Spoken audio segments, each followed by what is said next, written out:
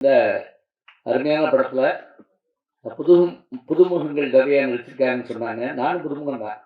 நான் விருமாண்டியில வந்து அ கமல் சார் அவர்கள் திரைக்கதை எழுதுறப்ப நான் அதுல அந்த கதை சொல்றதுக்கு மதுரை மொழிக்காக நான் வந்தேன்.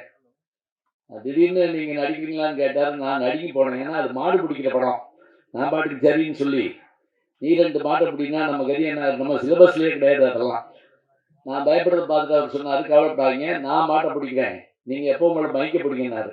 பட் அந்த டீலிங் எனக்கு ரொம்ப பிடிச்சிருந்தது. ஒத்துக்கிட்டேன். இன்னைக்கு வரைக்கும் ஒரு 50 வரைக்கும் இருந்தது சார். பாக்கியராஜ் சார். 50 படம் வரைக்கும் வந்துட்டேன். அவருக்கு சிரிப்பு வருது.